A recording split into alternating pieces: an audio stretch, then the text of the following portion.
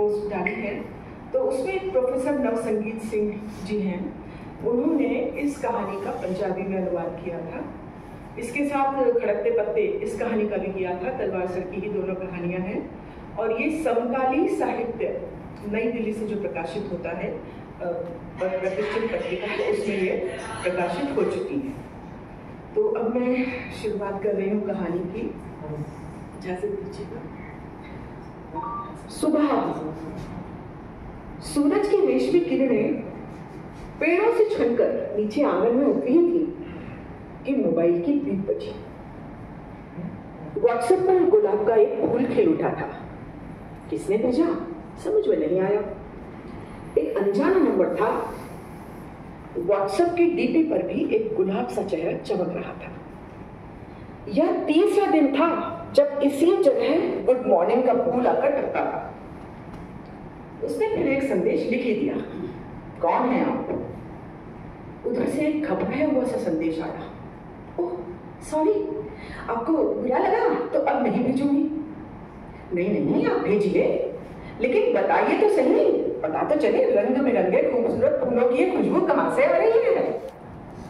अभी नहीं, कभी। आपके नंबर पे फोन करूं?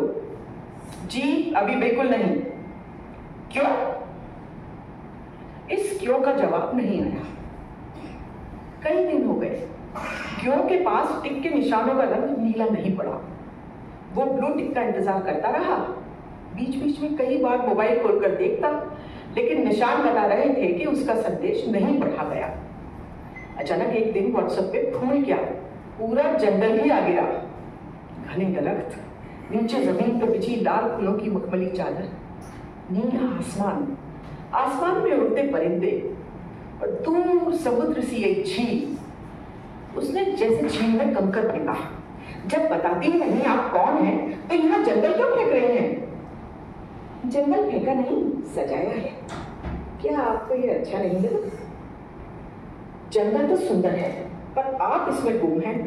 बाहर निकल कर आइए ना। जंगल में शिकार को ढूंढना पड़ता है, आप ढूंढिए।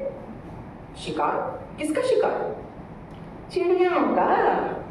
मतलब आप तो कुशल शिकारी हैं, जिनकी आंखें सिर्फ चिड़ियाओं पे रहती हैं। ये यहाँ क्या लिख रही हैं आप? क्या गलत कहा? क्या मैं आपको फोन कर सकता हूँ? नहीं। क्यों? ये क्यों फिर अनुत्तरित रह गया? ब्लू टिक का इंतजार। इस बार इंतजार कुछ लंबा हो गया। जब याद आता बेचैनी से फोन उठाकर देखता, लेकिन नीला संकेत कई दिन तक दिखाई नहीं दिया, जैसे कहीं नाराज होकर बैठ गया था। इस बार मोबाइल के पर्दे पर जंगल नहीं, एक पार्क आया। अरे ये क्या? ये तो भी पार्क है जो उसके घर के सामने है और जहां वो रोज सवेरे घूमने जाता है। उसने पार्क को जूम किया तो नीचे एक इबारत लिखी थी, आज आप सैर करने नहीं आए? ओह, आज वो सचमुच घूमने नहीं गया था। उसने लिखा, हाँ आज नहीं आ पाया, लेकिन आप पहेलियां क्यों बुझा रही हो? असल सामने तो आओ चलिए। ठीक है, कल पार्क में मिलते हैं, कल जरूर आइएगा। उसका दिल धड़का, कीबोर्ड पर काफी उंगलियां सरकने लगी। ठीक है, कल आता हूँ, पर आपसे फोन पर बात तो कर सकता हूँ। No please. क्यों? ये क्यों फिर मोबाइल के पर्दे पर जस का तस टंगा रह गया। उसे अब सुबह का इंतजार था, क्या होगा कल सुबह। अगली सुबह जब वो पार्क में पहुंचा तो ठंडी हवा चल रही थी। लोग ट्रैक पे सर पर दौड़ रहे थे, घास पर योगा कर रहे थे और बच्चे झूला झूल रहे थे।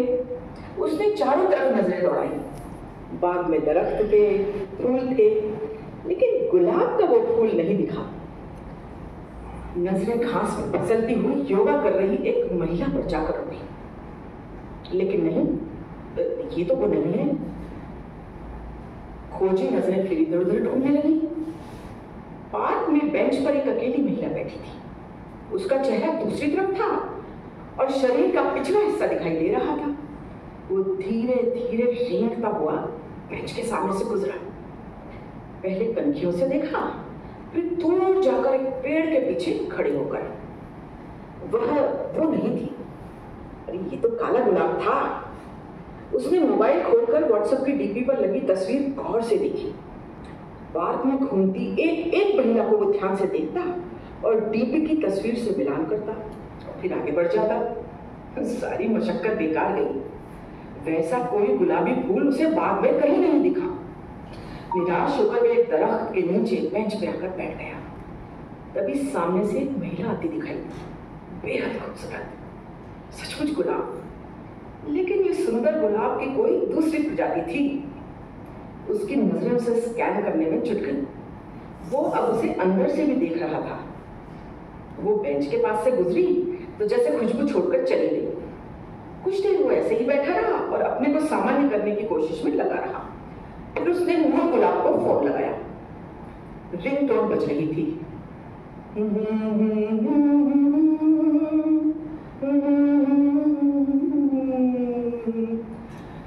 रिंगटोन के साथ दिल धड़कता रहा।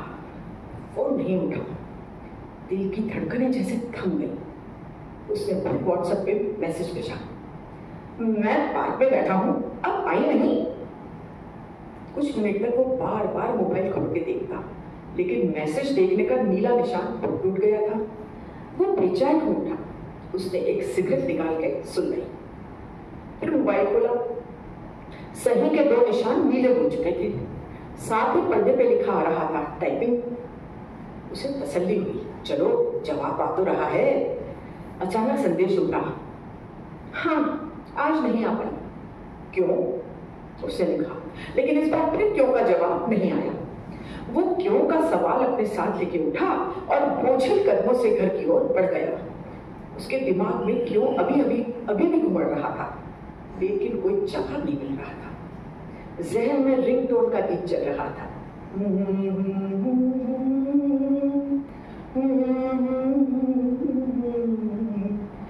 वो घर गया, तैयार हुआ, टिफिन लेकर दफ्तर पर निकल गया। आखिर क्यों के सवाल पर कई दिन तक सलेटी रंग के टिक के निशान पड़े रहे, जो उसे उदास कर जाते। एक दिन फिर अचानक मोबाइल पे तस्वीर उड़ी। इस बार वीरान खेत में खड़ा एक कीकर का पेड़ था। बबूल के पेड़ की शाखाओं में कांटे साफ दिख रहे थे। वो चौंका। उसने तुरंत एक संदेश टाइप किया, जवाब बताना ही नहीं चाहती कि आप कौन हैं और वादा करके भी नहीं मिलती, तो फिर आपको ये गुड मॉर्निंग संदेश भेजने की क्या जरूरत है? मुझे फिर पेड़ पौधों की सफाई भी करनी पड़ती है। आप अच्छे फूलों की सफाई पहले भी करते रहे हो, क्या मतलब? जब आपकी स्कूल में एक दोस्त थी तो उसे आप गुलाब का फूल कहते थे, और बड़े हुए तो गुलाब की सफाई कर दी और उसे बबूल कहने लगे। कहते थे बबूल किसी काम का नहीं, केवल कांटे होते हैं उसमें। आहे, क्या तुम रागिनी हो? जी बिल्कुल, वही रागिनी जिसने विद्रोह का राग छेड़ा तो आपकी नजर में वो बेसुरी हो गई। अरे रागिनी तुम, फिर मिलो ना कभी। तुमसे मिले बहुत अरसा हो गया। अब तो याद भी नहीं आखिरी बार कब मिले थे। कुछ भी याद नहीं? हाँ तो कितने तो दिन हो गए हमको तुमसे बिछड़े हुए, एक जमाना बीत गया। ये भी याद नहीं जब तुम मेरे ऊपर झपटे थे? चैटिंग करते करते वो अचानक चौंका और उसका हाथ अपने गाल पर आकर उसे सहलाने लगा। यही तो तमाचा मारा था उसने। स्क्रीन पे रागिनी के ही हर्फ उठे। तुम ऐसे ही झपटते थे चिड़ियाओं पर, शिकारी की तरह, लेकिन मैं उड़ गई थी और अपने पंजे की रसीद भी थमा आई थी आपकी गुलाबी गालों पर। वो खिन्न हाथों से टाइप करने लगा। छोड़िए पुरानी बातों को, अब तक तो रामगढ़ झील से काफी पानी भी बह चुका है। अब मिलिए कभी। जी नहीं, झील से नहीं, आंखों से। अब नहीं मिलेंगे। तो फिर आपका ये बार बार गुड मॉर्निंग संदेश भेजने का मतलब? अब नहीं भेजूंगी। क्यों? वो बार बार मोबाइल को खोलकर जवाब ढूंढता रहा। इस बार क्यों का जवाब आया, जैसे तीर के जवाब में भाला फेंका हो किसी ने। Me too. वो घबराया, गुस्से में तिलमिला उठा, उसने मोबाइल उठाया और सामने दीवार पे जोर से फेंक के मारा। लगभग वैसी ही आवाज आई जैसे किसी की खुद के तमाचा मारने पर आती है। वो देर तक अपने गाल सहलाता रहा।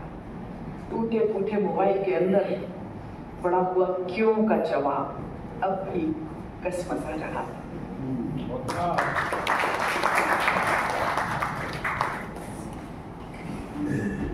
धन्यवाद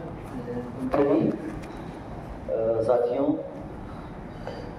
जैसा कि आप अधिकांश लोग जो तलवार की दोस्त जानते हैं कि युवाओं को, चाहे वो पत्रकार हो या लेखक हो, उनको आगे बढ़ाने में तलवार